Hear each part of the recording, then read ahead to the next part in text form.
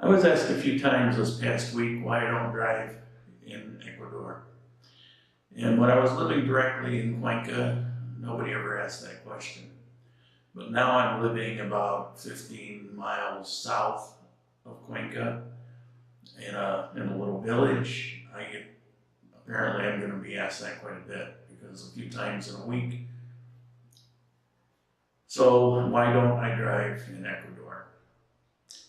Well, first of all, buying a car.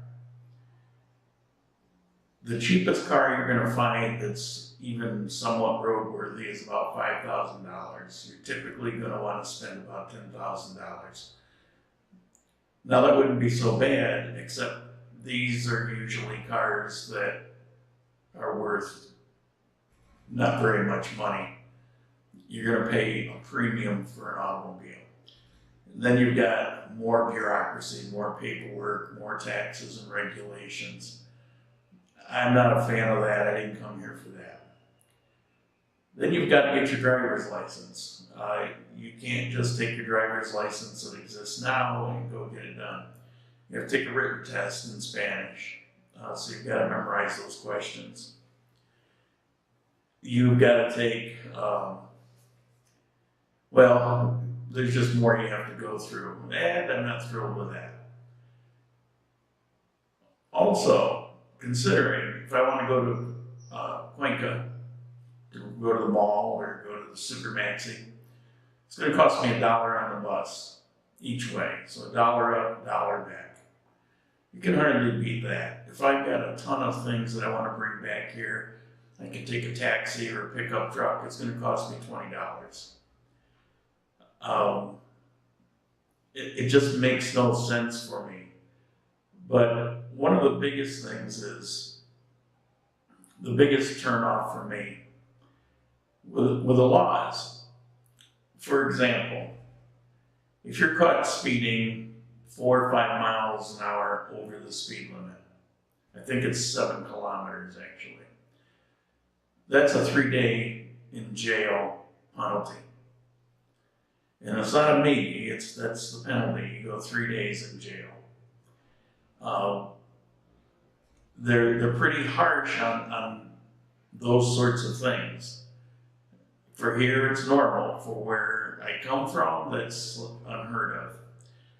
There's an interesting phenomenon in the US when there's an accident, and if it's an illegal alien, they get out of their car and run because they don't want to get caught, because they don't want to get in trouble, deported, that sort of thing. And so that's a real problem there. Here you have an interesting thing. You have the local people, they get in an accident, bus drivers, it doesn't matter.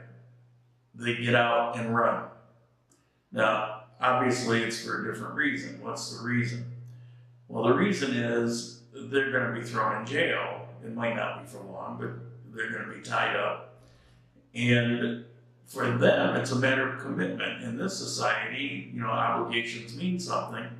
And they don't want to be sitting in jail when they can be out working to pay to make it right. So they're going to get out and take off so that they can make the money and get it to the driver of the other car or whatever the situation was. So they get out and run. So they've either getting ready to or they passed another law where if you get out and run, that's more days in jail. Well, in the US, hit and run is a serious thing and you might go to jail, but it's a lot of complication for something I don't really need. I mean, if I want to catch a bus from my house down to the bus stop, it's about a 5-minute walk. It's no worse than a wintertime in New York. You got to get up, bundle up, go out to your car, start it, come back in, wait for the thing to warm up. By that time, I'm already down to the bus stop.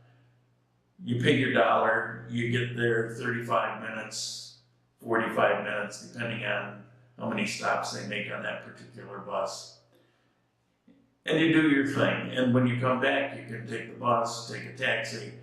It's all cheap. $20, well, it may seem like a lot, but I only do that maybe once a week. Now, if you add up the cost of the buses and the taxis, It doesn't come close to what it would cost to own a car, have the bureaucracy, get a license, all of that. It doesn't come close to that. So why don't I get a car?